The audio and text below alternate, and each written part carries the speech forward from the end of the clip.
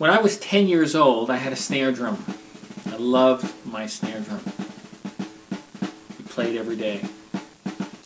My neighbors didn't like it, but I loved it. When I was 12 years old, I had a full drum set. I was also in a small street gang where I was picked on every day and bullied. I didn't like to fight. So what I would do is I would go home and I'd play my drums. I'd bang my drums. And I loved playing my drums. And what I noticed after I played my drums, I always felt better. And fast forward about 10 years later, I became a therapist.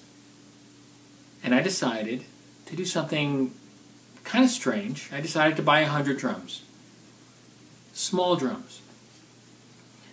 And I said to myself, what would happen if this feeling that I had when I was 12 years old, 13, could be transferred to people who were non-drummers? Is it possible? And so I called up some spas. There was one spa that was interested in my idea. It was called the New Age Health Spa. And I said, I want to put some drums in front of people that were non-drummers, and let's see what happens. So I did it. Went to the spa, put these drums around the circle, and within just a few minutes, it was really clear that there was something very basic, inherent about drumming. That everyone was able to drum and hit the drum, and they were smiling and laughing and joyful. So I came back the next month. They invited me back the next month, and the month after that, and the month after that. Next thing I know, 23 years later, I continued to do that program called Drumming Away Stress. Well, after 2 years of doing it, I said to myself, well, I'm onto something here. I formed a company called Drumming Away Stress. And one of my clients, the first client that I had, was a very well-known Fortune 100 company. And I'm in their boardroom with about 30 employees, staff members, vice presidents, and I said to them, here's what I want you to do. We're going to be drumming, but if you feel like getting up and moving and dancing, trust yourself, trust your body. I'm a great believer in that.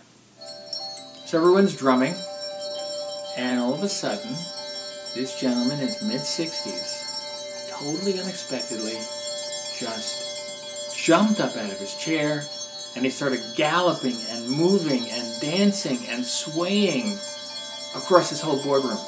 I couldn't believe it.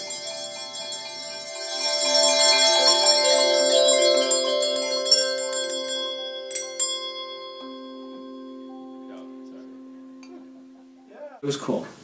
And so he came up to me at the end of it and he said, I want to let you know that I've had chronic back pain my entire life. This is the first time in about 40 years I have no pain at all. In a follow-up call 6 months later, he said to me the pain never returned. So that was the beginning, for me, of my journey to the healing power of the drum.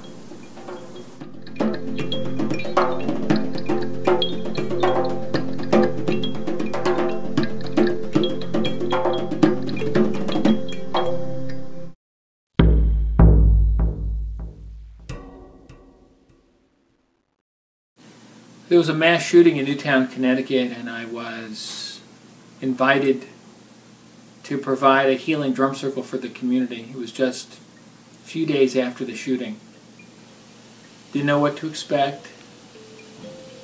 Was invited to this one large hall where the entire town was, except for those that were attending some of the funerals that were still going on for the children.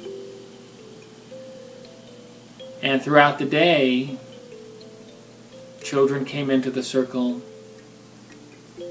adults came in, teachers came in, parents came in. And I remember feeling very blessed to be able to offer the community something that would allow them to release some of their emotions in a way that didn't require them to find the right words. It's one of the great benefits of drumming. You don't have to find the right words. And one woman came up to us. She said, after she drummed, that this was the first time since the shooting that she was able to feel a sense of release and relief and healing through the process of hand drumming. It was a special moment.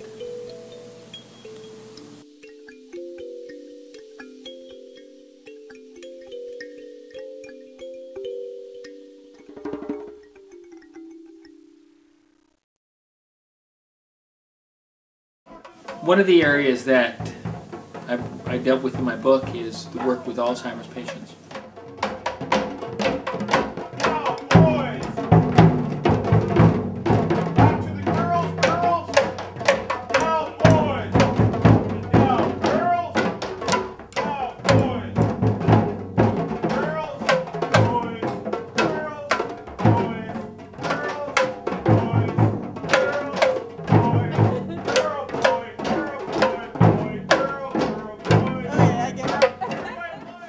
What we found is that Alzheimer's affects the cerebral cortex, the upper regions of the brain. Rhythm is processed in the lower portion, the cerebellum. And so people even in late-stage Alzheimer's are able to play the drums and learn different rhythms and even remember some rhythms.